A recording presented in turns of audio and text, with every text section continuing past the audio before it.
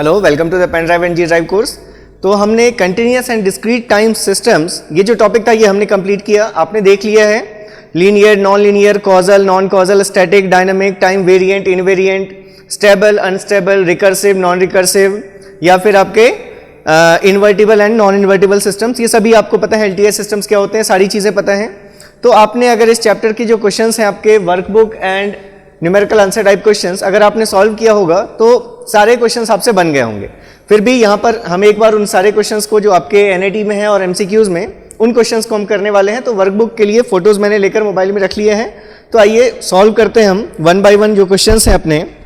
तो first question जैसा अगर आप देखें, क्वेश्चन नंबर 1, क्वेश्चन में आपसे बोला गया consider a continuous time system with input x of t and output y of t given as. आपको रिलेशन गिवन है y of t is equals to x of t into cos t।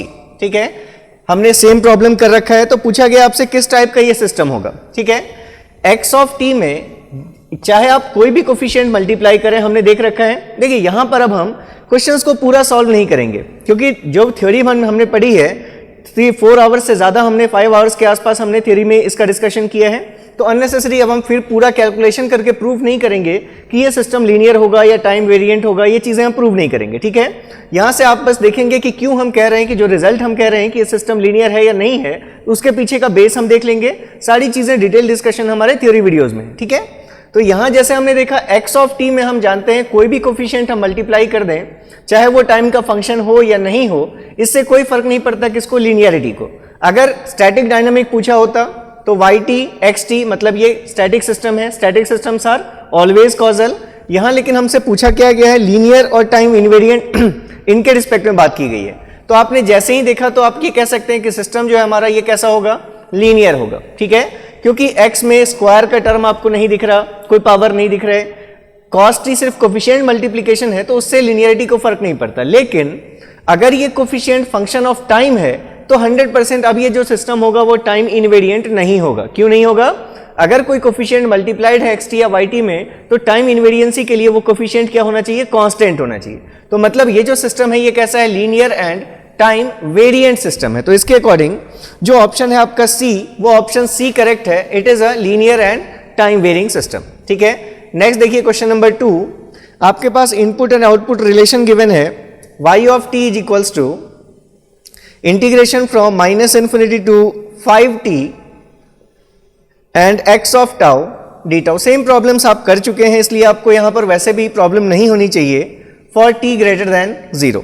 तो पूछा गया system linear और causal के terms में आपके options हैं, लीनियर है या नहीं है, कॉजल है या नहीं है। तो आप जानते हैं इंटीग्रेशन, समेशन, ये लीनियर ऑपरेशंस हैं।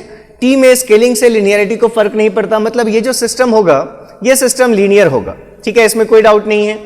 अब अगर यहां पर t होता तो ये सिस्टम कॉजल होता, क्योंकि अगर हम देखें आउटपुट तो -∞ से अगर 5 नहीं होता तो t टाइम पर आउटपुट देखना चाहते हैं, तो -∞ से t टाइम तक के इनपुट्स पर डिपेंड करता, तो हम कहते हैं प्रेजेंट या पास्ट इनपुट्स पर डिपेंड कर रहा आउटपुट, तो सिस्टम कॉजल होगा। लेकिन आपको यहां दिख रहा है 5t, मतलब अगर हम t इक्वल्स टू 1 सेकंड पर आउटपुट देखना चाहेंगे तो हमें इनपुट्स कहां से कहां तक की वैल्यूज पता होनी चाहिए, -∞ से लेकर 5 × 1 दैट इज 5 सेकंड्स तक। तो अगर सिस्टम का आउटपुट फ्यूचर इनपुट्स पे डिपेंड कर रहा है, मतलब ये जो सिस्टम होगा ये क्या होगा, नॉन कॉजल सिस्टम होगा। तो इसके अकॉर्डिंग जो ऑप्शन है आपका linear but non causal, option B correct है।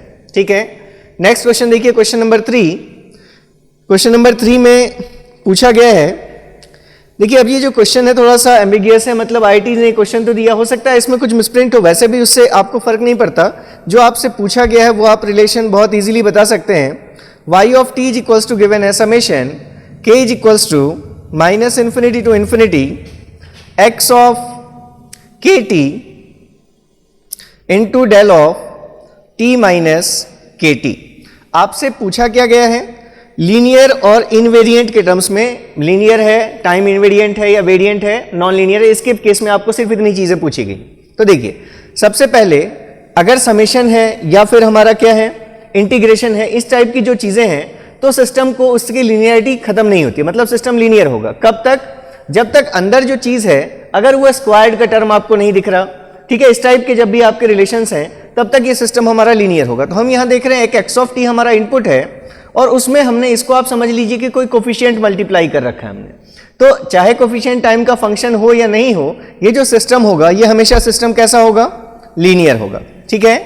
दूसरी चीज, अगर हम टाइम इनवेरिएंसी की बात करते तो x ऑफ t में अगर हमने कोई फंक्शन मल्टीप्लाई कर रखा है और अगर वो फंक्शन टाइम का फंक्शन है तो ये सिस्टम कभी भी टाइम इनवेरिएंट नहीं हो सकता। मतलब ये सिस्टम कैसा होगा, linear but time variant system होगा। देखिए एक्चुअल जो क्वेश्चन होना चाहिए था, एक्चुअली ऐसा देखकर लगता है कि इस क्वेश्चन में होना ऐसा चाहिए था कि y of t is equals to summation k is equals to minus infinity to infinity, यहां पर x of t times del of t minus k t होना चाहिए था। ठीक है। अगर ऐसा होता तो आप क्या करते, यहां से अगर देखते x of t del of t minus k t है तो मतलब आप ये एक्सप्रेशन जानते हैं कि कभी अगर ऐसा होता है function summation t is equals to minus infinity to plus infinity x of t into del of t minus t naught, तो इस समेशन की जो वैल्यू होती है वो क्या होती है, इस ब्रैकेट के अंदर की चीज को आप पुट करते हैं 0, यहां से t की वैल्यू फाइंड की आपने, आपको वैल्यू मिली t नॉट, तो इस पूरे समेशन की वैल्यू, ये जो वैल्यू हो जाती वो क्या हो जाती, लेकिन वहां पर इंटीग्रेशन होना चाहिए था। उस केस में हम सिर्फ अगर इतने टर्म की वैल्यू देखें, मतलब अगर xt into del of t minus t naught की वैल्यू देखें, इसकी वैल्यू क्या होती है, इसके अंदर की चीज को आपने पुट किया 0, आपको वैल्यू मिली t की टी नॉट, उसको इस x में पुट कर दिया तो ये वैल्यू होती है x ऑफ टी नॉट। ठीक है। तो इस समेशन के अंदर की चीज को ऐसा हम लिख सकते थे, summation t is equals to, ये आपको वैल्यू k की, मतलब अगर आपको t की वैल्यू k की वैल्यू गिवन है आपको ये माइनस इन्फिनिटी टू इन्फिनिटी, तो अब हम लिखते हैं summation k is equals to minus infinity to infinity, यहां से आपको क्या वैल्यू मिली, ये आपको x of t not value मिली, तो ये वैल्यू क्या हो जाती है, x ऑफ टी नॉट। यहां जो टी नॉट है इस फंक्शन में, हम एक्चुअली यहां पर t के लिए देख रहे हैं, ये वैल्यूज हमने t के लिए ले रखी हैं। ठीक है। तो लेकिन यहां पर जो फंक्शन में गिवन है वो क्या है, गिवन kt है t नॉट की जगह पर, तो x ऑफ kt हमारा ये फंक्शन आ जाता, और k की लिमिट्स आपको गिवन है कहां से कहां तक, from minus infinity to plus infinity. तो अगर ये चीज होती तो ये रिजल्ट क्या हो जाता, summation k is equals to minus infinity to infinity x of kt, x of kt। तो यहां पर अब देखिए ये हमारा t जो है ये हम टाइम के लिए रिप्रेजेंटेशन लिया हमने t से। ठीक है। तो अब आपको दिख रहा है कि इसमें स्केलिंग का केस है, तो स्केलिंग से लिनियरिटी वैनिश नहीं होती, लेकिन टाइम इनवेरिएंसी क्या हो जाती है, वैनिश हो जाती है। ठीक है। अगर आप इसमें y of t minus t not निकालते तो हर t की जगह t minus t not put करते, लेकिन अगर response of the system for delayed input निकालते आप तो उसमें सिर्फ क्या पुट होता है, ये जो भी x में लिखा है इसके बाद सिर्फ आप एक टी नॉट लगाते, तो इसलिए सिस्टम टाइम वेरिएंट आएगा। खैर इतनी आपको डिस्कशन की जरूरत नहीं है, क्या देना चाह रहे थे उससे हम उसको सिर्फ प्रेडिक्ट कर सकते हैं कि ऐसा होना चाहिए था। लेकिन आपके पास अगर ये क्वेश्चन भी है तो आपको सिंपली ये देख लेना है कि x में स्केलिंग है तो उससे कोई फर्क नहीं पड़ता, लिनियरिटी को फर्क नहीं पड़ता, लेकिन टाइम इनवेरिएंसी तो यहीं से भी वैनिश हो जाती। ठीक है। दूसरी चीज, अगर हमने कोई भी टाइम का फंक्शन मल्टीप्लाई कर रखा है as a coefficient in x of t, तो ये जो सिस्टम होगा कभी भी टाइम इनवेरिएंट नहीं हो सकता, इसलिए ये सिस्टम हमारा कैसा है, लीनियर टाइम वेरिएंट सिस्टम है। तो उसके अकॉर्डिंग जो ऑप्शन है आपका linear and time varying, option D correct है। ठीक है। नेक्स्ट देखिए क्वेश्चन नंबर 4। तो क्वेश्चन नंबर 4 में गिवन है हमारे पास फोर्थ क्वेश्चन, इसमें बोला गया है input and output of a continuous time systems are represented by xt and yt, which of the following description corresponds to a causal system. देखिए y of t, आपके पास ये ऑप्शंस हैं x of t minus 2 plus x of t plus 4। क्या ये system causal है? Causal मतलब present output depend करना चाहिए किस पर, प्रेजेंट और पास्ट इनपुट्स पे डिपेंड करना चाहिए। t is equals to 0 put कीजिए तो x ऑफ माइनस 2 पर डिपेंड करेगा, मतलब माइनस 2 टाइम के इनपुट मतलब पास्ट इनपुट, लेकिन यहां 4 है प्लस 4 तो 4 सेकेंड्स पर डिपेंड करेगा, मतलब ये सिस्टम हमारा नॉन कॉजल होगा। ठीक है। ऐसे ही आपको सिंपली बस देखना है कि t प्लस समथिंग का टर्म अगर आपको किसी में भी दिख गया मतलब वो सिस्टम कभी भी कॉजल नहीं हो सकता। जैसे नेक्स्ट ऑप्शन जो है हमारे पास yt is equals to x of t minus 4 plus x of t plus 1, जैसे ही t प्लस 1 दिखा, यहाँ t दिख रहा है और यहाँ t प्लस 1 दिख रहा है, मतलब इसके बाद वाले इनपुट्स पे डिपेंड कर रहा है हमारा ये आउटपुट, तो ये सिस्टम भी क्या होगा, नॉन कॉजल होगा।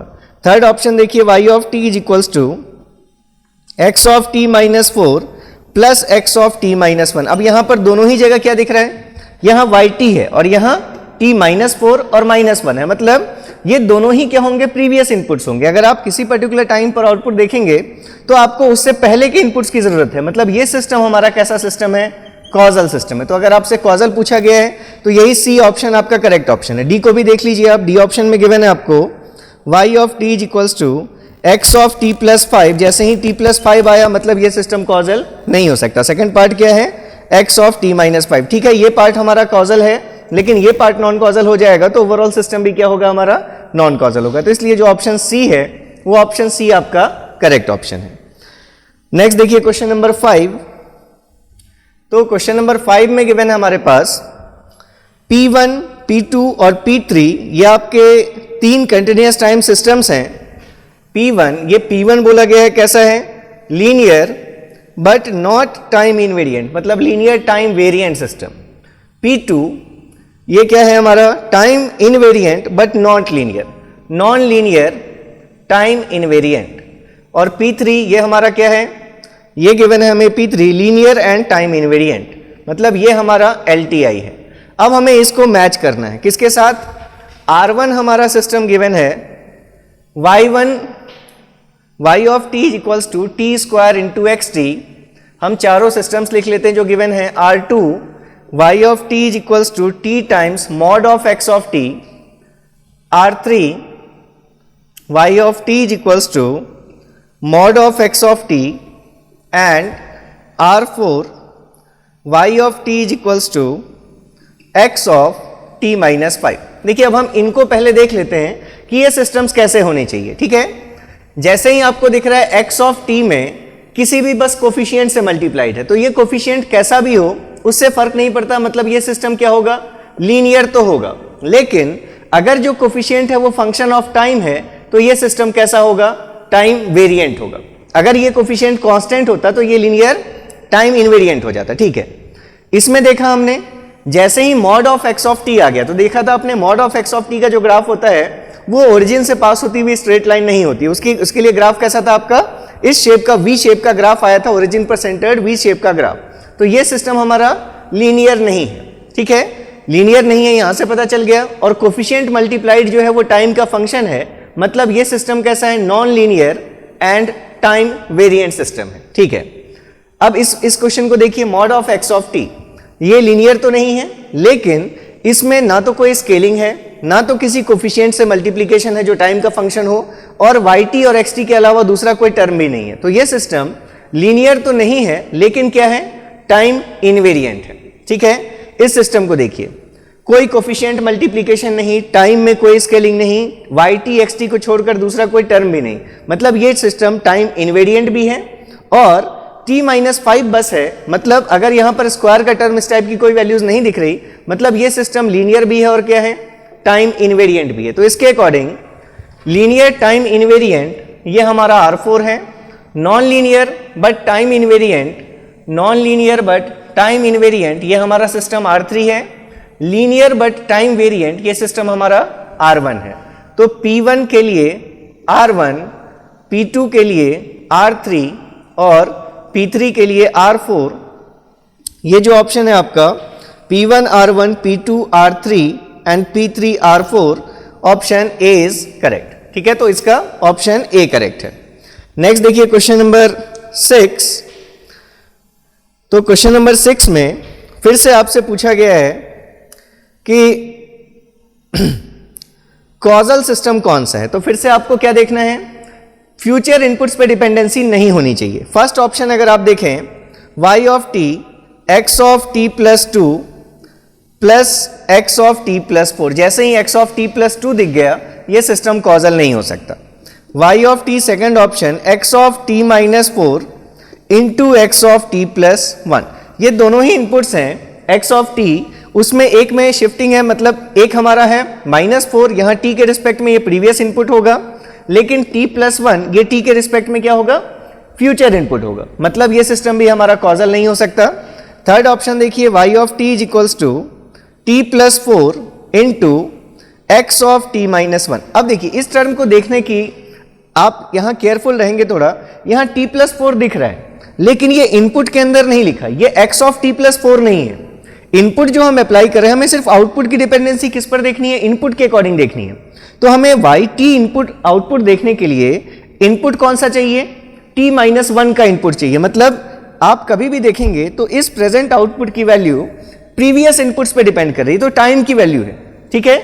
मतलब इनपुट जो आपको चाहिए इस आउटपुट को फाइंड करने के लिए वो सिर्फ अभी या अभी से पहले के इनपुट्स की जरूरत है। मतलब ये सिस्टम हमारा कैसा है, कॉजल सिस्टम, ठीक है। लास्ट ऑप्शन भी आप चेक कर लें, वैल्यू गिवन है t+5 into x of t+5। तो जैसे ही आपको x में लिखा हुआ दिख गया t+5, मतलब ये सिस्टम भी क्या होगा, कॉजल नहीं होगा, ठीक है। चलिए नेक्स्ट क्वेश्चन देखिए, क्वेश्चन नंबर 7 में गिवन है विच of the following discrete time system is time invariant. Option first है y of n n into x of n, second option है y of n x of 3n, third option है y of n x of -n and last option है y of n x of n-3। आपको देखना है कौन सा system time invariant होगा। किसी भी फंक्शन में इनपुट में कोफिशिएंट से मल्टीप्लिकेशन और वो कोफिशिएंट टाइम का फंक्शन, तो ये सिस्टम टाइम इनवेरिएंट नहीं होगा। हमारा जो फंक्शन है x में स्केलिंग है, कोई भी स्केलिंग हो गई yt या xt या yn या xn में, तो ये सिस्टम भी हमारा टाइम इनवेरिएंट नहीं हो सकता। टाइम रिवर्सल भी स्केलिंग का ही एक स्पेशल केस है, जहां आप जो अल्फा लेते हैं उसकी वैल्यू -1 लेते हैं, तो ये भी हमारा स्केलिंग है, यहां भी ये सिस्टम भी टाइम इनवेरिएंट नहीं हो सकता।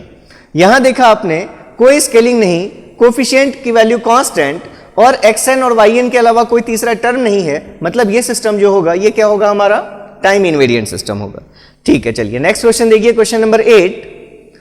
क्वेश्चन नंबर 8 में पूछा गया है an excitation to a system at t is equals to t। हम जो इनपुट अप्लाई कर रहे हैं वो हम कहां अप्लाई कर रहे हैं, t is equals to, input हमने अप्लाई किया है at t is equals to t time पर, ठीक है। Excitation is applied to a system at t is equals to t and its response is 0। मतलब हम ये x ऑफ t अप्लाई कर रहे हैं, इस टाइम पर x of t is input हमारा, इस टाइम पर हमने अप्लाई किया, ठीक है। और बताया गया है कि y of t is 0 for किसके लिए, -∞ से लेकर t टाइम तक के लिए। अब देखिए इसका क्या मतलब है, आप जब कॉजल सिस्टम हम कर रहे थे तो हमने ये भी बात की थी, कॉजल वर्ड क्या स्पेसिफाई करता है, कॉज एंड इफेक्ट रिलेशनशिप। मतलब अगर कोई सिस्टम कॉजल होगा तो जब हम उसमें इनपुट अप्लाई करेंगे तभी उसके वो इनपुट हमारा कॉज की तरह काम करेगा और तभी उसका इफेक्ट क्या होगा, कुछ रिस्पॉन्स आना शुरू होगा। मतलब अगर ये जो सिस्टम आपको दिख रहा है, इस सिस्टम में बोला गया है कि अगर हम t equals to capital T time पर इनपुट अप्लाई करना शुरू करते हैं, इसका मतलब उससे पहले हमने अगर कोई इनपुट अप्लाई नहीं किया, तो अगर ये सिस्टम कॉजल होता तो इसका आउटपुट भी क्या होना चाहिए था, 0 होना चाहिए था। किसके लिए, फॉर t, जब तक हमारा t क्या हो, इस t से छोटी वैल्यू हो, ठीक है। तो इसका मतलब अगर कोई सिस्टम ऐसा है जिसमें हमने जब तक इनपुट अप्लाई नहीं किया तब तक आउटपुट भी नहीं आया, इसका मतलब वो सिस्टम क्या है, सिर्फ अपने प्रीवियस इनपुट्स पे डिपेंड कर रहा है, आने वाले इनपुट्स पे डिपेंड नहीं कर रहा, मतलब सिस्टम क्या होगा, कॉजल होगा। अब इसमें जो ऑप्शंस हैं आपके, वो ऑप्शन है non causal system, stable system, causal system, unstable system. Stability की बात आप यहां से इन स्टेटमेंट्स को देखकर नहीं बता सकते। इतना आप कह सकते हैं कि सिस्टम जो होगा वो कॉजल होगा, लेकिन हो सकता है वो सिस्टम स्टेबल भी हो और हो सकता है वो सिस्टम अनस्टेबल भी। तो कॉजल के लिए आप डेफिनेटली कह सकते हैं, इसलिए जो ऑप्शन है इस क्वेश्चन का ऑप्शन कौन सा करेक्ट है, ऑप्शन सी करेक्ट है। नेक्स्ट देखिए क्वेश्चन नंबर 9। क्वेश्चन 9 में बोला गया है consider a discrete time system which satisfies the additivity property. Additivity property को फॉलो कर रहा है, मतलब आपसे बोला गया है कि u1 ऑफ n इनपुट के लिए जो आउटपुट है that is y1 of n, और u2 ऑफ n के लिए आउटपुट अगर y2 ऑफ n है, तो अगर हमने इन दोनों को ऐड करके दे दिया, मतलब u1 of n plus u2 of n अगर हम इनपुट में अप्लाई कर रहे हैं, तो जो हमें आउटपुट मिल रहा है उसकी वैल्यू क्या मिल रही है, y1 of n plus y2 of n, ये वैल्यू मिल रही है, ठीक है। तो पूछा गया है जो ऑप्शंस हैं कि जो सिस्टम होगा ये कैसा होगा, linear, sometimes linear, non linear, sometimes non linear. मतलब आप जानते हैं लीनियरिटी दो चीजों से सेटिस्फाई होती है, जब वो सुपरपोजिशन सेटिस्फाई करे, मतलब एडिटिविटी भी फॉलो होनी चाहिए और होमोजेनिटी भी फॉलो होनी चाहिए। हमने एक केस देखा था, जैसे अगर हमारे पास इस टाइप का कोई सिस्टम था, y of t is equals to, अगर याद हो आपको, x कॉन्जुगेट ऑफ t। हमने देखा था इस सिस्टम में जो वैल्यू है, ये सिस्टम हमारा ये एडिटिव तो है लेकिन होमोजीनियस नहीं है। बट ये कैसा है, नॉट होमोजीनियस, ये एडिटिव है लेकिन होमोजीनियस नहीं है। तो अगर एक भी प्रॉपर्टी फुलफिल नहीं हो रही इसका मतलब सिस्टम क्या है, नॉन लीनियर है। तो एडिटिव तो था लेकिन होमोजीनियस क्यों नहीं था, क्योंकि होमोजेनिटी के लिए अगर हम अल्फा इंटू वाई टी देखें तो वैल्यू क्या होगी, alpha into x conjugate of t, और अगर हम इनपुट अप्लाई करें अल्फा इंटू एक्स टी तो उसके लिए इसको आपने y1 आउटपुट बोला था, और y2 आउटपुट की वैल्यू क्या होगी, जो क्या है हमारा रिस्पॉन्स हो किसके लिए, इनपुट जब हम क्या अप्लाई करें अल्फा इंटू एक्स टी तो रिस्पॉन्स क्या होगा, जो भी इनपुट ले रहे हैं alpha into x of T इसका कॉन्जुगेट होगा। ठीक है, इस पूरे चीज का कॉन्जुगेट, जिसको आपने और क्या लिखा, alpha conjugate into x conjugate of T. अब ये जो दोनों वैल्यूज हैं, क्या ये दोनों वैल्यूज सेम हैं?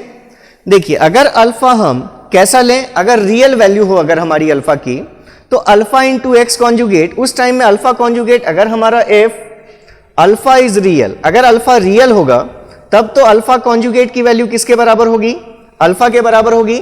लेकिन अगर अल्फा कॉम्प्लेक्स है अपने आप में तो अल्फा कॉन्जुगेट और अल्फा कभी इक्वल नहीं होंगे। मतलब ये जो सिस्टम है ये एडिटिविटी तो फॉलो कर रहा है लेकिन होमोजेनिटी किस केस में फॉलो करेगा, अगर हम अल्फा रियल लेंगे तो हमें ये दोनों चीजें सेम दिखेंगी, लेकिन अगर अल्फा रियल नहीं लेंगे तो ये दोनों चीजें क्या दिखेंगी, दोनों आउटपुट्स डिफरेंट दिखेंगे। मतलब कुछ केसेस में ये सिस्टम होमोजेनिटी को फॉलो करेगा और कुछ केसेस में होमोजेनिटी को फॉलो नहीं करेगा। तो इसका मतलब अगर आपको सिर्फ इतना स्टेटमेंट दिया है कि अगर कोई सिस्टम एडिटिविटी को फॉलो कर रहा है तो इसका मतलब हो सकता है कि वो सिस्टम होमोजेनिटी को फॉलो करे, और ये भी हो सकता है कुछ केसेस में वो सिस्टम होमोजेनिटी को फॉलो नहीं करे। तो इसके ऑप्शंस अगर आप देखिए, फर्स्ट ऑप्शन है लीनियर, नेवर। अगर हमारा ये नहीं बताया गया कि होमोजेनिटी को फॉलो कर रहा है या नहीं कर रहा तो हम नहीं कह सकते कि सिस्टम विल बी लीनियर, ऐसे आप डेफिनेटली नहीं कह सकते। ठीक है, ऑप्शन बी है आपका second option, sometimes linear, may be. अभी हमने देखा sometimes it may act as a linear system, क्योंकि अगर हम अल्फा की वैल्यू रियल लेंगे तो उस केस में हमारा ये सिस्टम कैसा बिहेव कर रहा है, लीनियर बिहेव कर रहा है। तो समटाइम्स लीनियर ये ऑप्शन आपका करेक्ट है।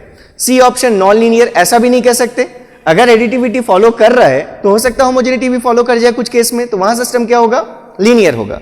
और लास्ट ऑप्शन है समटाइम्स नॉट लीनियर, बिल्कुल हो सकता है, जैसे आपने देखा अगर अल्फा कॉन्जुगेट ले लें तो ये दोनों वैल्यू सेम नहीं आएंगी और उस केस में क्या होगा, नॉन लीनियर बिहेव करेगा। तो इसलिए जो करेक्ट ऑप्शन है इसका, दो पॉसिबिलिटीज हैं, कुछ केसेस में सिस्टम नॉन लीनियर बिहेव कर सकता है, कुछ केसेस में सिस्टम नॉन लीनियर बिहेव कर सकता है। इसलिए ऑप्शन बी और डी ये दोनों ही ऑप्शंस इसके जो हैं वो करेक्ट है। ठीक है, चलिए नेक्स्ट ऑप्शन देखिए, question number 12, question number 10। Question 10 में आपके पास गिवन है, consider a continuous time system A modelled by the equation y of t is equals to, आपको गिवन है y of t is equals to t into x of t plus 4 and a discrete time system. वो दूसरा एक और system आपको given है y of n is equals to x square of n। ठीक है, अब पूछा गया है इन दोनों में से कौन सा सिस्टम टाइम इनवेरिएंट है और कौन सा सिस्टम टाइम वेरिएंट है। जैसे ही आपको x ऑफ t का कोफिशिएंट दिखा टाइम का फंक्शन, मतलब ये सिस्टम टाइम इनवेरिएंट नहीं हो सकता, मतलब ये सिस्टम कैसा है, टाइम वेरिएंट सिस्टम है। ठीक है, दूसरा जो आपके पास दिख रहा है, इस सिस्टम में x में कोई स्केलिंग नहीं है, कोई जो इसका कोफिशिएंट है वो एक कांस्टेंट है, xn और yn के अलावा तीसरा कोई टर्म नहीं दिख रहा, मतलब ये जो सिस्टम है ये आपका कैसा सिस्टम है, टाइम इनवेरिएंट सिस्टम है। तो इसके अकॉर्डिंग जो ऑप्शन है आपका कि y of t a is time varying and b is time invariant, मतलब जो ऑप्शन b है ये ऑप्शन बी आपका करेक्ट है। नेक्स्ट देखिए क्वेश्चन नंबर 11। क्वेश्चन नंबर 11 में बोला गया है the response of a system to a complex input x of t। देखिए इनपुट हमें बताया गया है कि x ऑफ t की वैल्यू कितनी है, e to the power j2t, e to the power j2t। ठीक है, इस इनपुट के लिए yt की वैल्यू आपको बताई गई है t into e to the power j2t and plus e to the power minus j2t। ठीक है, तो पूछा गया है कि द सिस्टम ये क्या होगा, is definitely LTI, definitely not LTI, may be LTI, information is insufficient. e to the power j2t क्या है आपका, x ऑफ t है। ठीक है, आपने जैसे ही देखा आप इस चीज को ऐसे भी लिख सकते थे t into y t is equals to, आप अगर इसको xt के टर्म्स में रिप्रेजेंट करना चाहते हैं, e to the power j two t ही हमारा क्या है, एक्स टी है, तो मतलब इसको क्या लिख सकते थे आप, t into x of t और प्लस एक्स ऑफ टी की value e to the power j two t है, तो e to the power minus j two t को आप और क्या लिख सकते थे, 1 अपॉन एक्स टी भी लिख सकते थे। 1 upon e to the power j two t को क्या कहेंगे आप, e to the power minus j two t कहेंगे। ठीक है, अब इस रिलेशन को देखकर आप इजीली बता सकते हैं कि क्या यह सिस्टम एलटीआई हो सकता है। जैसे ही आपने x में देखा, x ऑफ टी फंक्शन में कोई टाइम का फंक्शन मल्टीप्लाइड है, मतलब आप समझ गए कि जो सिस्टम है वो कैसा है, टाइम वेरिएंट है। जैसे ही इतना ही बस आपने देख लिया तो आप समझ गए कि एलटीआई लीनियर टाइम इनवेरिएंट तो हो ही नहीं सकता। आगे और देखा आपने 1 अपॉन एक्स टी, मतलब एक्स टी का पावर -1, ऐसा जब भी इनवर्स आ गया, आपने देखा ऐसा सिस्टम कि अगर y of t is equals to x of t power 1 -1, 1 को छोड़कर कोई भी पावर अगर आ जाए तो वो सिस्टम लीनियर भी नहीं होता। तो इस टर्म की वजह से सिस्टम क्या है, नॉन लीनियर है। तो टाइम वेरिएंट भी है और नॉन लीनियर भी है, तो it is definitely not a LTI system. तो देयरफॉर जो ऑप्शन बी है आपका, वो ऑप्शन बी करेक्ट है। चलिए नेक्स्ट देखिए क्वेश्चन नंबर 12। क्वेश्चन नंबर 12 में बोला गया आपसे, the discrete time LTI system is represented by an impulse response h of n आपको गिवन है, h of n is equals to 1/2 to the power n u of n। तो पूछा गया है सिस्टम के स्टेबिलिटी और कॉजलिटी के बारे में। जैसे ही आपने देखा h ऑफ n में u ऑफ n लगा हुआ है, हम जानते हैं कि किसी सिस्टम को इंपल्स रिस्पॉन्स को देखकर आप कैसे कहते हैं कि कॉजल है या नहीं है, उसका इंपल्स रिस्पॉन्स 0 होना चाहिए फॉर n लेस देन या फिर t लेस देन 0 के लिए। कंटिन्यूअस टाइम है तो t लेस देन 0 के लिए 0 होना चाहिए, डिस्क्रीट टाइम सिस्टम है तो n लेस देन 0 के लिए 0 होना चाहिए। जैसे ही u of n function multiplied है hn में, मतलब आप कह सकते हैं कि h of n is 0 for n less than 0। इसका मतलब ये जो सिस्टम है ये कैसा है, कॉजल है। कॉजल तो पता चल गया। स्टेबिलिटी में और कैसे कहते हैं आप कि h ऑफ n को देखकर अगर आपको बताना है कि सिस्टम स्टेबल होगा या नहीं होगा, तो कब कहते हैं आप, इंपल्स रिस्पॉन्स टाइम के साथ क्या हो जाना चाहिए, 0 हो जाना चाहिए। मतलब अगर कोई सिस्टम हमारा क्या होना चाहिए, अगर स्टेबल है तो उसके केस में k is equals to minus infinity to infinity h of k magnitude को अगर हम सम करें तो ये वैल्यू क्या होनी चाहिए, लेस देन इन्फिनिटी होनी चाहिए। तो अगर आप यहां पर h ऑफ n का समेशन ले लें तो आपको ये दिख रहा है डिकेइंग एक्सपोनेंशियल के फॉर्म का ये फंक्शन है, a to the power n un where a is less than 1। तो हमने देखा था कि ये इस फंक्शन के लिए हम एरिया भी कैलकुलेट कर सकते हैं, एनर्जी भी कैलकुलेट कर सकते हैं, क्योंकि ये फंक्शन टाइम के साथ डिके होकर के क्या हो जाएगी, वैल्यू इसकी 0 हो जाएगी। मतलब इंपल्स रिस्पॉन्स एब्सोल्युटली समेबल है। इसकी वैल्यू अगर हम चाहें तो ऐसे भी फाइंड कर सकते थे आप कि समेशन अगर आप देखते हैं n is equals to minus infinity to infinity h of n, तो un लगा हुआ है इसलिए समेशन के लिमिट्स आप n is equals to 0 to infinity लिख लेते, उस बीच में value 1/2 to the power n, और आप जानते हैं समेशन का result 1 upon 1 minus a that is equals to 2। अगर आप इसको फाइंड करेंगे तो ये वैल्यू क्या आ गई, 2, मतलब फाइनाइट वैल्यू आ गई। तो इसका मतलब ये सिस्टम क्या है, स्टेबल भी है। तो इसका मतलब ये जो सिस्टम है ये हमारा कॉजल भी है और स्टेबल भी है। तो इसके अकॉर्डिंग जो ऑप्शन ए है ये ऑप्शन आपका ए करेक्ट है। नेक्स्ट देखिए क्वेश्चन नंबर 13। क्वेश्चन नंबर 13 में यहां पर आपसे बोला गया है कि the following equation describes a linear time varying discrete time system. जो ऑप्शंस हैं वो कंफ्यूजिंग थोड़े आपको लग रहे हैं, क्योंकि यहां पर नॉर्मली हम डिस्क्रीट टाइम में n से रिप्रेजेंट करते हैं, यहां k से रिप्रेजेंटेड है। आप सिर्फ इतना सा बस आप समझ जाइए, जैसे ही डिस्क्रीट टाइम सिस्टम बोला तो अगर ऑप्शंस आप देखें, फर्स्ट ऑप्शन जो गिवन है आपको y ऑफ k प्लस 2, इसका मतलब आपको समझ जाना है बस n की जगह पर क्या वेरिएबल यूज कर रहे हैं, k यूज कर रहे हैं। वो तो डमी वेरिएबल है, आप कुछ भी लिख सकते हैं, k लिखिए, p लिखिए। तो फर्स्ट ऑप्शन देखिए k plus 2 plus k times y of k plus 1 plus y of k is equals to u of k। ठीक है, आउटपुट को y से, इनपुट को u से रिप्रेजेंट किया गया है और n की जगह k वेरिएबल लिया गया है। तो पूछा गया है कि इसमें से लीनियर टाइम वेरिंग सिस्टम कौन सा होगा। मतलब क्या क्या चीजें स्पेसिफाई कर दी है, वर्ड लीनियर भी होना चाहिए और टाइम वेरिंग होना चाहिए, टाइम इनवेरिएंट नहीं होना चाहिए। ठीक है, एक ये ऑप्शन है। सेकंड ऑप्शन देखिए y of k plus 2 plus k y square into k plus 1 plus y of k is equals to u of k। Third option है आपका y of k plus 2 plus 3 into y of k plus 1 plus 2 into y of k is equals to u of k।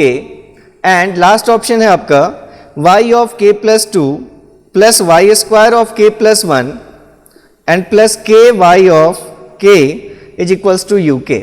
देखिए पहले बोल दिया गया system linear होना चाहिए, तो जैसे ही आपने देखा वाई स्क्वायर का टर्म, यहां देखा वाई स्क्वायर का टर्म, ये दो ऑप्शंस नहीं हो सकते, क्योंकि जैसे ही x या y में स्क्वायर दिख रहा है आपको, मतलब फंक्शन लीनियर नहीं हो सकता। ठीक है, तो आपके पास अब ये दो ऑप्शंस बचे, लीनियर होना चाहिए लेकिन क्या होना चाहिए, टाइम वेरिंग होना चाहिए। अगर आप इस ऑप्शन को देखें, इस ऑप्शन में y का कोफिशिएंट जो है वो 1 है, यहां y प्लस के प्लस 1 का कोफिशिएंट 3 है, यहां y का कोफिशिएंट 2 है। ठीक है, यहां पर x का कोफिशिएंट मतलब u का कोफिशिएंट 1 है। तो इस इक्वेशन में कहीं पर भी k मतलब यहां n की जगह यूज कर रहे हैं, तो k में कोई स्केलिंग नहीं है, x एंड yn को छोड़कर दूसरे कोई टर्म्स नहीं है, जितने कोफिशिएंट है वो सभी कोफिशिएंट्स क्या हैं, कांस्टेंट्स हैं। मतलब ये जो सिस्टम है हमारा, ये particularly linear time invariant system है। ये लीनियर भी है और क्या हमारा टाइम इनवेरिएंट भी है, लेकिन आपसे क्या पूछा गया है, टाइम वेरिंग सिस्टम होना चाहिए। तो अब इस क्वेश्चन को अगर आप देखें, ये हमारा दिख रहा है कि यहाँ y ऑफ k प्लस 1 में हमने किससे मल्टीप्लाई कर रखा है, k से मल्टीप्लाई कर रखा है, और k आप किसकी जगह पर ले रहे हैं, n की जगह पर ले रहे हैं, मतलब टाइम की जगह पर। तो जो कोफिशिएंट है अगर वो टाइम का फंक्शन है, तो इसका मतलब ये जो सिस्टम होगा ये टाइम इनवेरिएंट नहीं होगा, कैसा होगा, टाइम वेरिंग सिस्टम होगा। लेकिन ये सिस्टम लीनियर है, क्योंकि यहां पर आपको y में या x में कहीं कोई पावर नहीं दिख रहा 1 को छोड़कर, और जो कोफिशिएंट है वो कैसा भी हो, टाइम का फंक्शन हो या नहीं हो, सिस्टम लीनियर होता है। तो ये जो सिस्टम है पर्टिकुलरली हमारा ऑप्शन ए, ये पर्टिकुलर ऑप्शन ऐसा है जिसमें सिस्टम लीनियर तो है लेकिन कैसा है, टाइम वेरिंग है, इसलिए हमारा यही ऑप्शन करेक्ट है, ऑप्शन ए इज करेक्ट। ठीक है, तो देखते हैं हम और क्वेश्चंस। नेक्स्ट क्वेश्चन नंबर 14 है हमारा। पूछा गया आपसे इक्वेशंस को देखकर पहचानना है कि टाइम इनवेरिएंट सिस्टम्स कौन से होंगे। फर्स्ट इक्वेशन लिखी है हमारे पास, d2y of t upon dt square plus 2t into dy of t upon dt plus 5y of t is equals to x of t। ठीक है, चलिए सबसे पहले जैसे ही आपने देखा डिफरेंशियल इक्वेशन है, तो इसके टाइम इनवेरिएंट होने के लिए क्या कंडीशन थी, जितने भी कोफिशिएंट्स होंगे वो सारे के सारे कोफिशिएंट्स क्या होने चाहिए, कांस्टेंट होने चाहिए। फंक्शन ऑफ डिपेंडेंट वेरिएबल भी नहीं होने चाहिए, इंडिपेंडेंट वेरिएबल भी नहीं होने चाहिए, कांस्टेंट। तो जैसे ही आपने देखा dy ऑफ t dt का कोफिशिएंट 2t, और ये टाइम डिपेंडेंट फंक्शन जैसे ही आपको दिख रहा है, इसका मतलब ये सिस्टम टाइम इनवेरिएंट नहीं हो सकता। ये फर्स्ट ऑप्शन, ये नहीं हो सकता।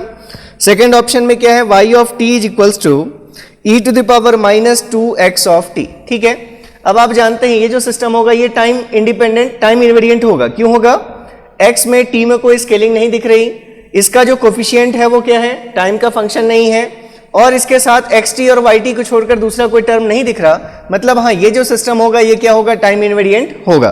थर्ड केस देखिए क्या गिवन है, y of t is equals to d by dt of x of t whole square. ये आपको ऐसे गिवन है, ठीक है, इसका स्क्वायर।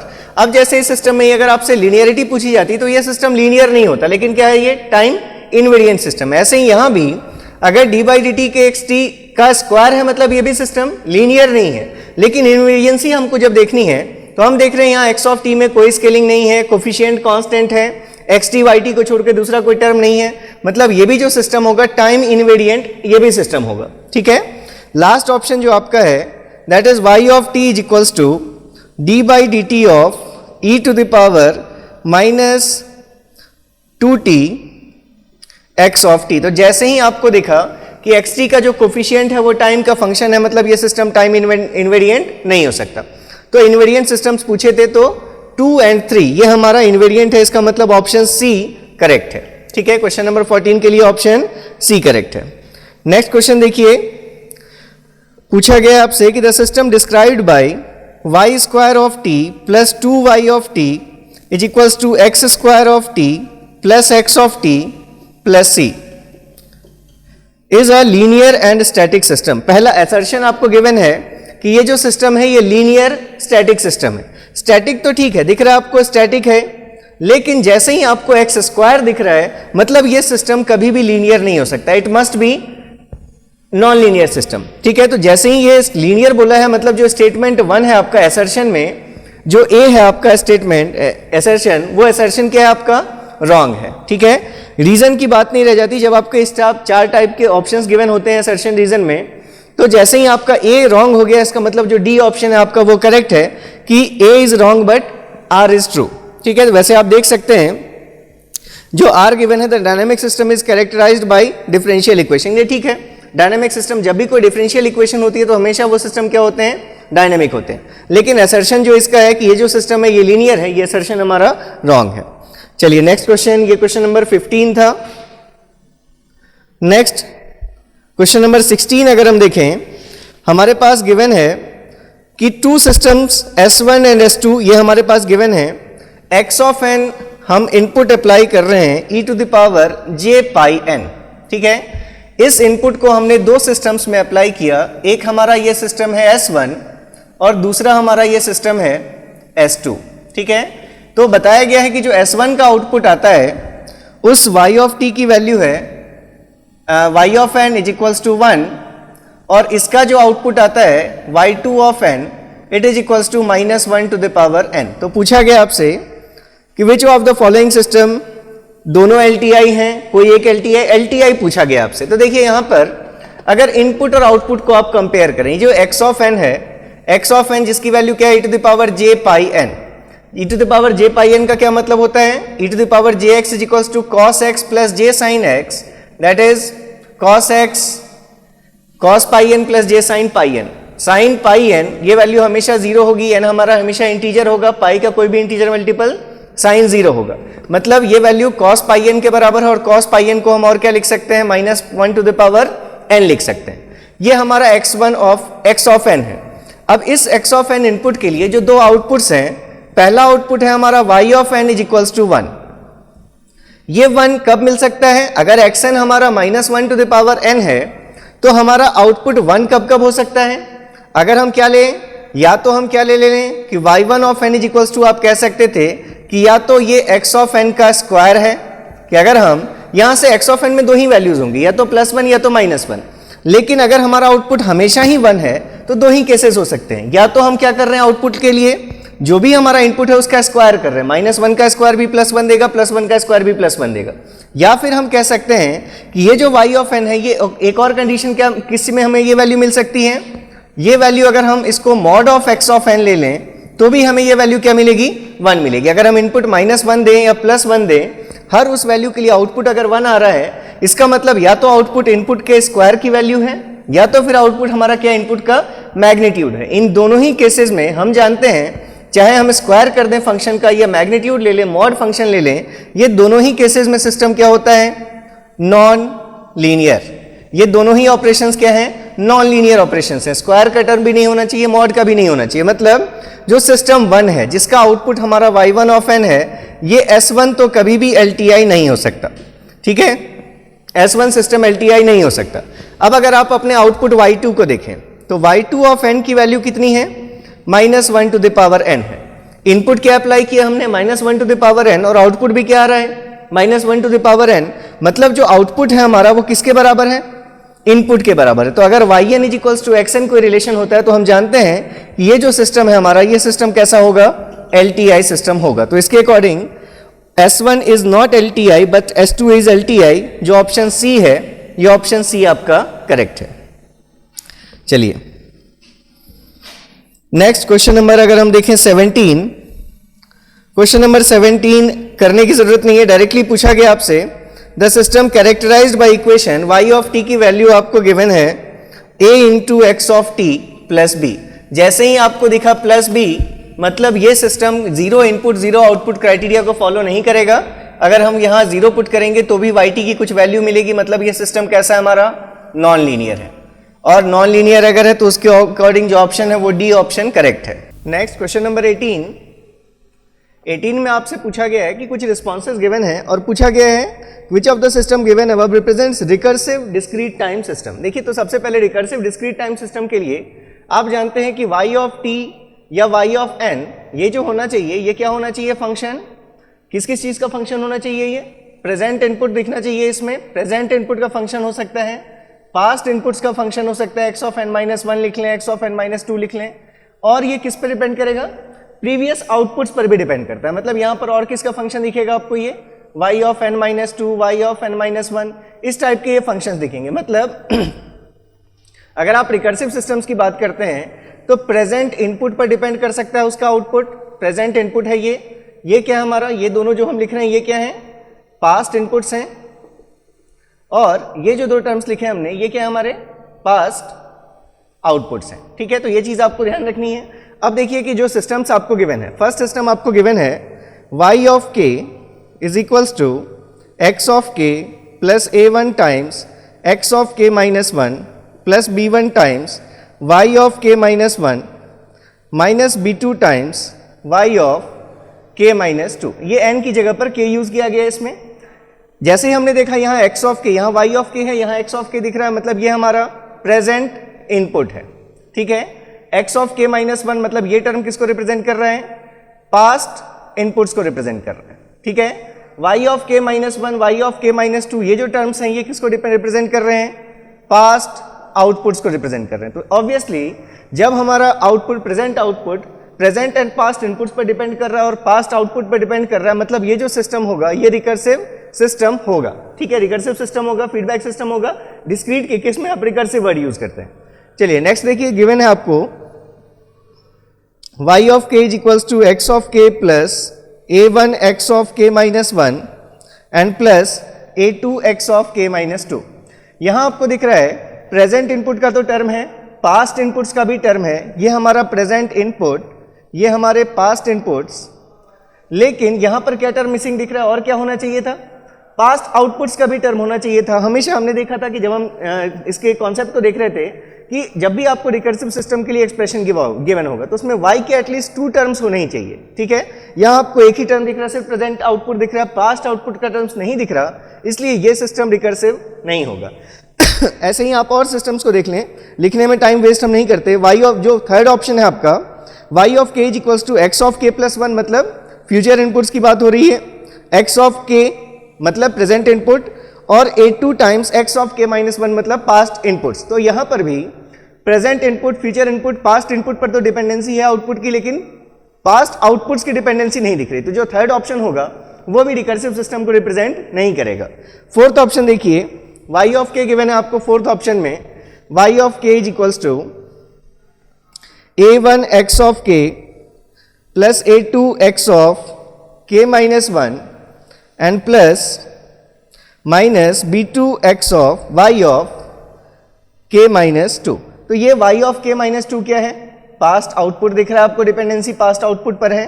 ये हमारा प्रेजेंट इनपुट है और ये हमारा क्या है, पास्ट इनपुट है। तो आप फिर से देख रहे हैं ये प्रेजेंट और पास्ट इनपुट्स पर भी डिपेंड कर रहा है सिस्टम, और पास्ट आउटपुट पर भी डिपेंड कर रहा है, इसलिए ये सिस्टम भी क्या होगा, रिकर्सिव होगा। तो इसलिए जो स्टेटमेंट 1 और 4 हैं ये दोनों रिकर्सिव सिस्टम्स को रिप्रेजेंट कर रहे हैं, इसलिए जो ऑप्शन है आपका वो ऑप्शन ए करेक्ट है।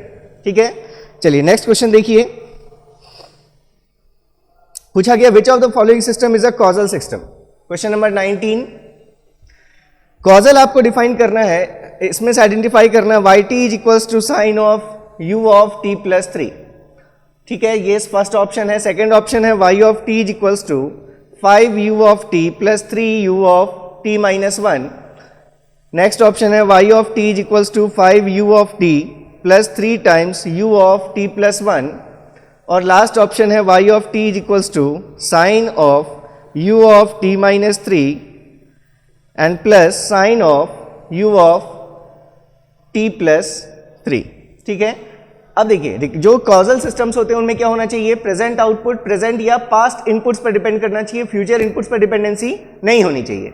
यहाँ इनपुट्स आपको x ऑफ t की जगह u ऑफ t के टर्म्स में गिवन है, मतलब ut हमारा इनपुट है, ऐसा आप कंसिडर कर सकते हैं।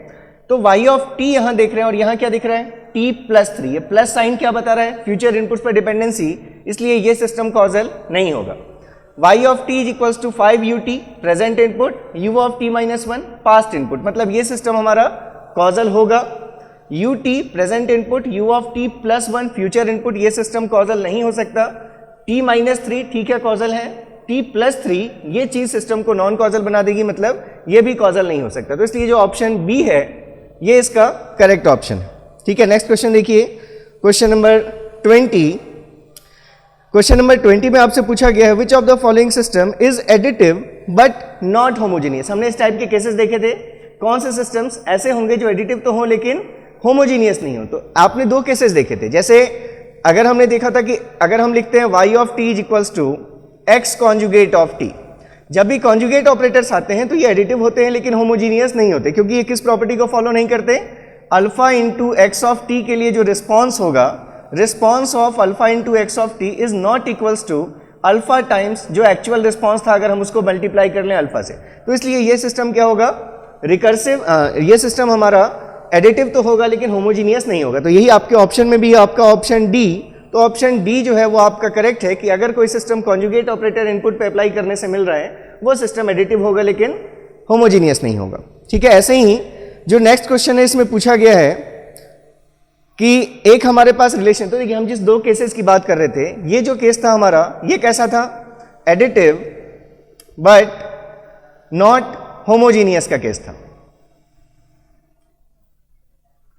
अब हमने ऐसे भी कुछ सिस्टम देखे थे जो क्या होंगे, होमोजीनियस तो होंगे लेकिन एडिटिव नहीं होंगे। तो उसमें हमने क्या देखा था, कभी अगर इस टाइप के आपको फंक्शंस मिलते हैं, जैसे आपने एक एग्जांपल लिया था कि y of t is equals to x of t upon या x square of t upon x of t plus 1, इस टाइप के जो सिस्टम्स होते हैं जिसमें आप ब्रैकेट की चीज को हटा दीजिए, अगर एक्स स्क्वायर अपॉन एक्स मिला मतलब x के फॉर्म का अगर कोई चीज मिलती है आपको, तो इस टाइप के जो सिस्टम्स होते हैं वो क्या होते हैं, ये सिस्टम्स हमारे होमोजीनियस नहीं होते लेकिन एडिटिव होते हैं। तो यही चीज जो नेक्स्ट ऑप्शन है, क्वेश्चन है आपका क्वेश्चन नंबर 21, ये क्वेश्चन नंबर 21 में आपसे पूछा गया है कि अगर कोई सिस्टम है हमारा जिसके लिए y ऑफ t इस फॉर्म का है, F square of t upon D by D T of F T. हमने इस टाइप के बहुत सारे केसेस लिए थे जिन केसेस में हमने ये देखा था कि इस टाइप के अगर कोई सिस्टम्स आते हैं तो ये सिस्टम्स क्या होंगे, होमोजीनियस तो होंगे, मतलब इस प्रॉपर्टी को फुलफिल करेंगे, ये चीज इक्वल होगी लेकिन एडिटिव नहीं होंगे। मतलब आप एक इनपुट f1 ऑफ t देकर देखिए,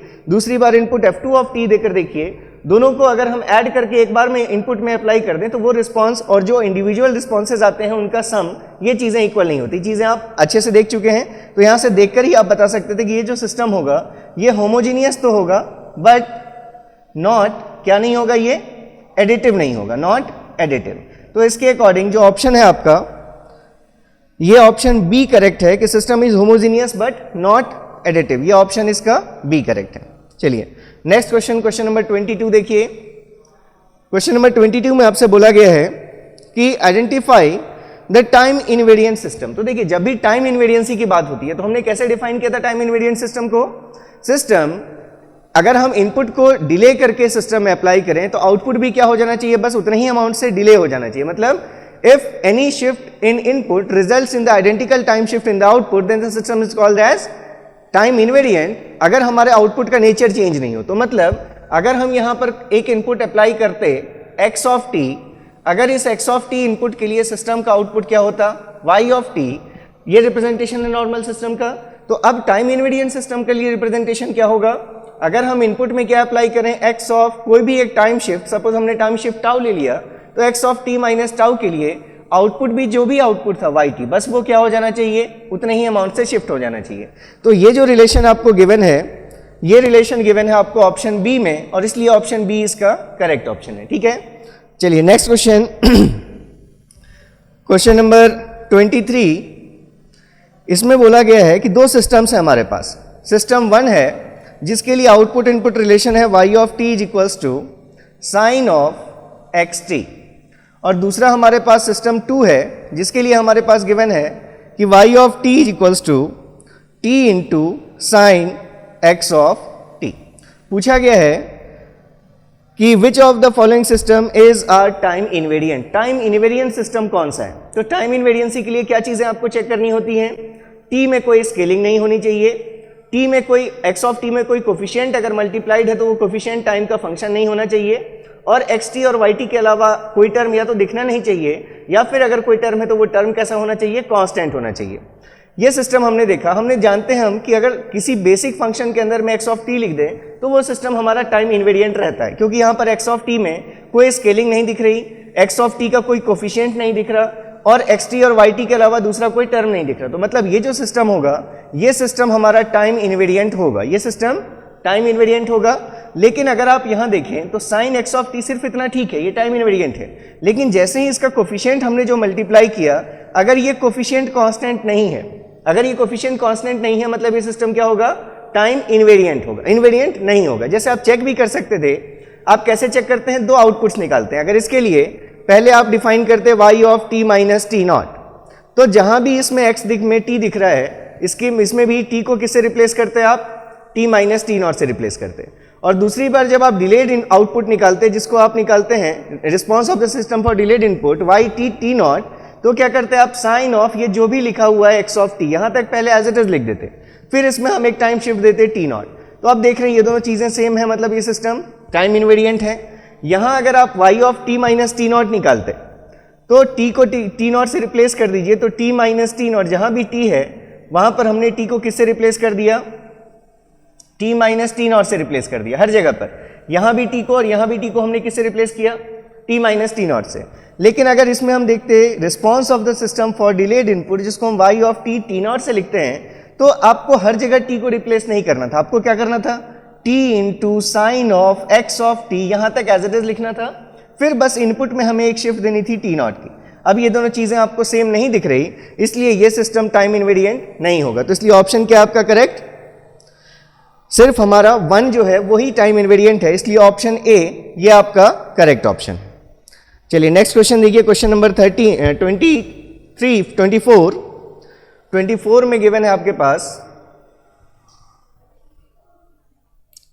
response of a system S to a complex input. अगर हम x ऑफ t अप्लाई कर रहे हैं e to the power j5t, तो गिवन है कि इसका जो आउटपुट है yt, वो आउटपुट की वैल्यू कितनी है, t into e to the power j5t।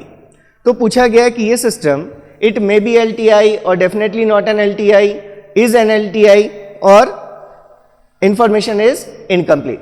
देखिए यहां अगर आप इनपुट और आउटपुट को रिलेट करेंगे, ये जो यहां पर आपको दिख रहा है e to the power 5 e to the power j5t, यही क्या है हमारा x ऑफ t इनपुट है, मतलब y ऑफ t को आप क्या लिख सकते थे, t इंटू एक्स टी। अब अगर y of t t into x t आ गया तो हम जानते हैं ये सिस्टम लीनियर होगा, क्योंकि x में स्क्वायर का टर्म ऐसा कुछ नहीं दिख रहा आपको, x ऑफ t में कुछ भी कोफिशिएंट मल्टीप्लाई कर दें, चाहे टाइम का फंक्शन हो या नहीं हो, ये सिस्टम लीनियर रहेगा। लेकिन अगर आपको टाइम इनवेरिएंसी चेक करते हैं आप इसमें, तो जैसे ही x का फंक्शन x का कोफिशिएंट टाइम का फंक्शन आ गया, मतलब ये जो सिस्टम है ये कैसा सिस्टम है, टाइम वेरिएंट सिस्टम है। तो अगर टाइम वेरिएंट आ गया मतलब it is definitely not a LTI system, ये LTI सिस्टम नहीं हो सकता, लीनियर तो है क्योंकि, लेकिन टाइम वेरिएंट सिस्टम है, तो therefore definitely not an LTI। तो इसके लिए जो ऑप्शन है आपका वो ऑप्शन बी करेक्ट है। नेक्स्ट देखिए क्वेश्चन नंबर 25, बोला गया आपसे कि x ऑफ t हमारा जो इनपुट है, इसी टाइप का ये भी क्वेश्चन है आपका, x of t is e to the power j8t, ये हमारा इनपुट है। और बोला गया है कि जो y ऑफ t की वैल्यू आती है वो कितनी आती है, it is equals to cos of 8t। तो अब हमें फिर से यही चीज पूछी गई कि सिस्टम LTI होगा या नहीं होगा। देखिए यहां से e to the power j8t, ये जो आपका इनपुट है, इसको आप और क्या लिख सकते थे, cos 8t plus j sin 8t। ये आप जानते हैं e to the power jx is equals to cos x plus j sin x।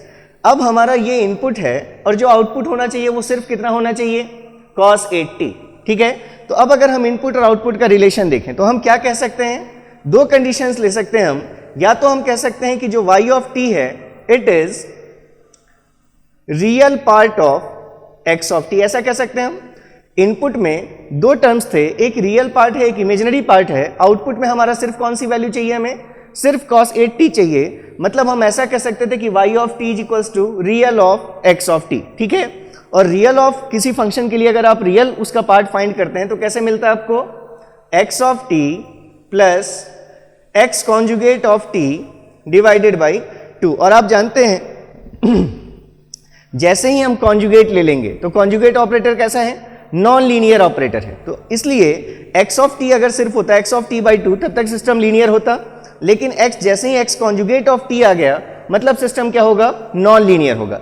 Time invariant तो होगा लेकिन क्या होगा, नॉन लीनियर होगा। तो जैसे ही नॉन लीनियर होगा इसका मतलब सिस्टम LTI तो नहीं हो सकता, ये बात डेफिनेट हो गई। तो इसलिए एक तो यहां से देखकर आप कह सकते थे कि system is not an LTI नहीं है, टाइम इनवेरिएंट है लेकिन क्या है, नॉन लीनियर है। ऐसे ही आप इसी yt को ऐसे भी लिख सकते थे कि y of t is equals to x of t minus j sin 8t, ऐसा भी लिख सकते थे आप। ये ओवरऑल x ऑफ t है, अगर इसमें से हम इस j, हमें सिर्फ आउटपुट में कितना चाहिए, cos 8t चाहिए, मतलब अगर हम इस वैल्यू को सब्ट्रैक्ट कर दें इनपुट में से माइनस j sin 8t कर दें तो भी हमें आउटपुट ये मिल जाएगा। इस केस में भी आप देख रहे हैं कि जैसे ही अगर हम इनपुट x ऑफ t को 0 पुट करें तो ये जो 0 इनपुट 0 आउटपुट क्राइटेरिया होता है उसको ये फॉलो नहीं करेगा, क्योंकि xt की 0 वैल्यू के लिए भी आपको yt की कुछ वैल्यू मिलेगी। तो फिर से आप देखकर कह सकते थे कि ये सिस्टम क्या होगा, नॉन लीनियर होगा, और अगर नॉन लीनियर हो गया इसका मतलब it is definitely not a LTI system. तो इसलिए दोनों ही केसेस में, चाहे आप इस तरह से आउटपुट को रिलेट करें इनपुट से या आप इस तरह से रिलेट करना चाहें आउटपुट को इनपुट से, दोनों ही केसेस में सिस्टम आपका कैसा आएगा, नॉट LTI। तो इसलिए इसका भी जो ऑप्शन बी है ये ऑप्शन बी करेक्ट है। नेक्स्ट देखिए क्वेश्चन नंबर 28।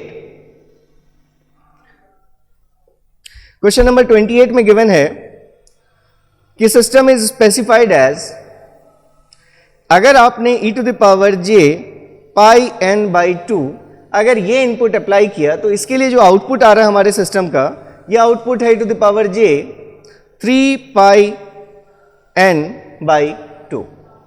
ठीक है, तो पूछा गया आपसे, इनपुट आउटपुट रिलेशन गिवन है आपको, और पूछा गया है कि ये फिर से हमारा LTI सिस्टम होगा या नहीं होगा। चलिए यहां से देखिए, e to the power j pi by 2n input पे अप्लाई कर रहे हैं, तो यहां पर क्या मिल रहा है, e to the power j 3 into pi by 2n। इसको हम ऐसे भी लिख सकते थे, ये हमारा क्या है, x ऑफ t है, और ये क्या हमारा y, x ऑफ n है, ये हमारा n डिस्क्रीट के केस में दिख रहा है, ये आपका x ऑफ n, और ये क्या है हमारा y ऑफ n। ठीक है, तो जैसे ही y ऑफ n और x ऑफ n आ गया यहाँ पर, अब यहाँ पर आप yn को ऐसे भी लिख सकते थे, ये जो वैल्यू लिखी हुई है e to the power j 3 pi n by 2, इसको हम ऐसे भी लिख सकते हैं पाई n बाई 2 इंटू 3, ऐसे लिख सकते हैं आप इसको। और कैसे लिख सकते हैं, e to the power j pi n by 2 इसका पावर 3, ऐसे भी लिख सकते हैं इसको आप। तो ये हमारा अगर हम कंपेयर करें तो ये जो टर्म ले रहे हैं हम e to the power j pi n by 2, ये हमारे लिए क्या है, x ऑफ n है। तो इसलिए आप yn इज इक्वल्स टू और लिख सकते थे कि x क्यूब ऑफ n, ऐसा लिख सकते थे आप। ये yn की वैल्यू है, ये x ऑफ n है, उसका क्यूब करने से आपको yn मिल रहा है, मतलब yn is equals to x cube of n लिख सकते थे। और जैसे ही x क्यूब ऑफ n आ गया, मतलब जो सिस्टम है हमारा ये कैसा होगा, नॉन लीनियर होगा। तो अगर सिस्टम नॉन लीनियर है तो it is definitely not an LTI system. LTI तो नहीं होगा, लीनियर नहीं रहा मतलब LTI नहीं होगा। तो इसलिए इसका भी जो ऑप्शन बी है ये ऑप्शन बी करेक्ट है।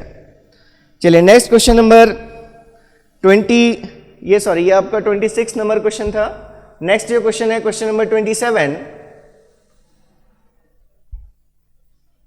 देखिए क्वेश्चन नंबर 27 में गिवन है, continuous time linear system with input xt and आउटपुट yt yield the following input output pairs. अगर हम xt अप्लाई कर रहे हैं e to the power j 2t, तो इसके लिए जो हमें आउटपुट मिल रहा है yt, उसकी वैल्यू है e to the power j 5t। अगर हम इनपुट अप्लाई करें, सपोज इसको हमने x1 ऑफ t इनपुट मान लिया, हम इसको अगर दूसरा input x2 of t apply कर रहे हैं, that is e to the power minus j2t, तो इसके लिए हमारा जो सिस्टम आउटपुट प्रोड्यूस कर रहा है, सपोज इसको हम y2 नाम दे देते हैं। ठीक है, y2 ऑफ t, इसके लिए हमारा आउटपुट है e to the power minus j5t। ठीक है, ये इनपुट आउटपुट पेयर्स आपको गिवन है, e to the power plus j2t के लिए plus j5t, e to the power minus j2t के लिए e to the power minus j5t। तो अब आपके लिए पूछा गया है आपसे इस क्वेश्चन में कि अगर हम इस सिस्टम में एक इनपुट अप्लाई कर दें, सपोज उस इनपुट को हमने x3 ऑफ t नाम दे दिया, जिसकी वैल्यू है cos ऑफ 2t माइनस 1। अब इस इनपुट के लिए हमसे पूछा गया है कि आउटपुट की वैल्यू क्या होगी। देखिए इसको फिर से, अगर आप दो केसेस में इस चीज को सॉल्व कर सकते हैं दो तरीके से। मान लीजिए पहले हम इस इनपुट x ऑफ t की वैल्यू को एक्सपैंड कर लेते। आप जानते हैं cos x is equals to क्या होती है value, e to the power jx plus e to the power minus jx divided by 2। एक तो ये मेथड है आप इसको करने का। cos ऑफ इस अगर पूरी वैल्यू को हम x मान लें तो इसको हम क्या लिख सकते थे, e to the power j into cos of jx plus e to the power jx plus e to the power minus of j into x की यही वैल्यू है 2t माइनस 1 डिवाइडेड बाई क्या करना हमें 2 करना है। मतलब अगर हम देखें तो इसको हम ऐसे भी लिख सकते हैं, that is equals to e to the power j2t into e to the power minus j plus e to the power minus j2t into e to the power plus j divided by 2। मतलब इसको हम ऐसे भी लिख सकते हैं 1/2 times e to the power minus j into e to the power j2t and plus e to the power 1/2 into e to the power j into e to the power minus j2t। हम ये input apply करने वाले हैं। जो input है हमारा x3 of t, वो हमने लिख लिया कि ये हमारा ऐसा हम इनपुट अप्लाई करने वाले, उसको ब्रेक करके हमने लिख लिया। अब इस क्वेश्चन में आपसे ये गिवन था कि सिस्टम लीनियर है। इसमें आपसे बोला गया है कि जो सिस्टम है वो लीनियर सिस्टम है। लीनियर सिस्टम अगर बता दिया गया तो इसका मतलब अगर हम कोई दो इनपुट्स अप्लाई करेंगे तो उनमें से अगर इंडिविजुअली आपको इस इनपुट के लिए आउटपुट पता है, इस इनपुट के लिए भी आउटपुट पता है, तो अगर सिस्टम लीनियर है तो एडिटिविटी और होमोजेनिटी दोनों ही प्रिंसिपल्स को फॉलो करेगा। इसका मतलब अगर सिर्फ e to the power j2t के लिए आपको आउटपुट पता है तो उसको अगर हमने किसी कांस्टेंट से मल्टीप्लाई कर लिया तो इस पूरे के लिए भी आउटपुट आपको पता होगा। तो अगर हम ये सिस्टम अगर लीनियर है, अगर हमने इसको कहा कि ये हमारा x3 ऑफ t इनपुट है, तो इसके लिए जो आउटपुट आएगा y3 ऑफ t, उस y3 ऑफ t को हम क्या कह सकते हैं, जो इसके लिए आउटपुट था, इसके लिए आउटपुट क्या होता, e to the power j5t। और अगर हमने इस इनपुट को किसी कांस्टेंट से मल्टीप्लाई कर लिया है तो इस पूरे के लिए जो आउटपुट भी होगा वो भी क्या हो जाएगा, इसी कांस्टेंट से मल्टीप्लाई हो जाएगा। ठीक है, तो इतने पार्ट के लिए हमारा आउटपुट क्या आता, ये आता गिवन इनपुट आउटपुट रिलेशन से। प्लस ऐसे ही अगर हम सिर्फ ये इनपुट अप्लाई करते e to the power minus j2t, तो इसके लिए आउटपुट क्या होता, e to the power minus j5t इसका आउटपुट होता। अब अगर इस इनपुट को हमने किसी कांस्टेंट से मल्टीप्लाई करके अप्लाई किया तो जो आउटपुट होता वो भी इसी फैक्टर से मल्टीप्लाई हो जाएगा e to the power j into this. तो मतलब अब जो आपका आउटपुट है y ऑफ t,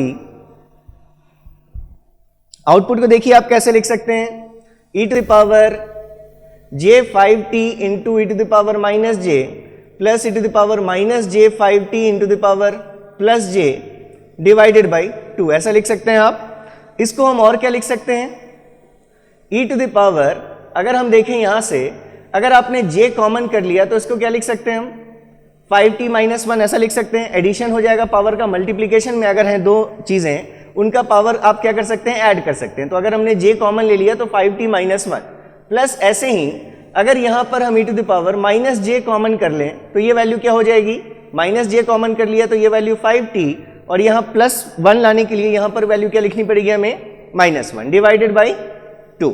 ठीक है, अब देखिए इसको आप क्या कह सकते हैं, अगर हम मान लें कि ये जो चीज है हमारी 5t माइनस 1, अगर हम इसको x कह दें तो कैसा फंक्शन है हमारा, e to the power plus jx plus e to the power minus jx divided by 2।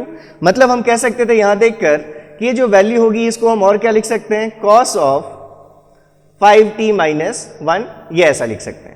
तो जो y3 ऑफ t आउटपुट हमारा आ गया that is cos of 5t minus 1, ये हमारा करेक्ट है। ठीक है, तो इसके ऑप्शन, इसके अकॉर्डिंग जो ऑप्शन आएगा आपका वो ऑप्शन बी, सी ऑप्शन आपका cos A option 5t minus 1, ये आपका करेक्ट ऑप्शन है। तो ऑप्शन ए करेक्ट है। ठीक है, एक मेथड से हमने देख लिया। अब अगर आप दूसरा मेथड देखना चाहें, डायरेक्टली आप देख सकते हैं अगर हमारा इनपुट है e to the power j2t तो आउटपुट क्या मिल रहा है आपको, e to the power j5t मिल रहा है। ये xt इनपुट है तो इसके लिए आउटपुट हमारा ये yt आउटपुट है। अगर आप देखें आउटपुट और इनपुट के बीच का रिलेशन, या फिर आप दूसरा इनपुट भी देख लीजिए, अगर आपने इनपुट में अप्लाई किया e to the power minus j2t तो इसके लिए आउटपुट भी क्या है, e to the power minus j5t है। ठीक है, ये आपका आउटपुट है। तो इन दोनों को देखकर आप डायरेक्टली देख सकते थे कि जो आउटपुट है हमारा yt, उसकी वैल्यू को हम लिख सकते हैं x ऑफ 5/2t। अगर आप यहां पर t को 5/2t से रिप्लेस कर देते, ये जो हमारा ये वैल्यू है e to the power j, अगर ये 2t तो 2 इंटू, अगर आप t को किससे रिप्लेस कर दें, 5/2t से रिप्लेस कर दें, तो 5/2t से अगर आप रिप्लेस कर देते तो ये 2 और 2 कैंसिल हो जाता और आपको क्या वैल्यू मिलती, e to the power j5t, जो जैसी आपको यहां दिख रही है। ऐसे ही आप यहां भी करके देख लीजिए, अगर आप t को किससे रिप्लेस कर देंगे, 5/2t से रिप्लेस कर देंगे तो फिर से आपको क्या चीज मिल जाएगी, e⁻j5t मिल जाएगा। इसका मतलब हमें इनपुट आउटपुट के बीच के रिलेशन को हम डायरेक्टली ऐसे भी लिख सकते थे कि yt is equals to x of 5/2t। तो इसलिए अगर आपने इनपुट क्या अप्लाई किया, x ऑफ t आपको अगर इनपुट अप्लाई करना है cos ऑफ 2t - 1, तो इसके लिए जो आउटपुट होगा yt, उसके लिए क्या कीजिए आप, x ऑफ आपको क्या लिखना है 5/2t, मतलब x में जहां भी t है उसको आप सिंपली क्या कर दीजिए, रिप्लेस 2 इंटू 5/2t से रिप्लेस कर दीजिए -1। आप सिर्फ किसको रिप्लेस कर रहे हैं, t को रिप्लेस कर रहे हैं। यहां से 2 और 2 कैंसिल हो जाएगा और आपको क्या वैल्यू मिल जाएगी, cos ऑफ 5t - 1। तो यही वैल्यू आपको यहां से भी दिख रही है, यही वैल्यू आपको डायरेक्टली यहां से भी मिल जाती है। तो इसलिए जो ऑप्शन करेक्ट है इसका, ये ऑप्शन ए करेक्ट है।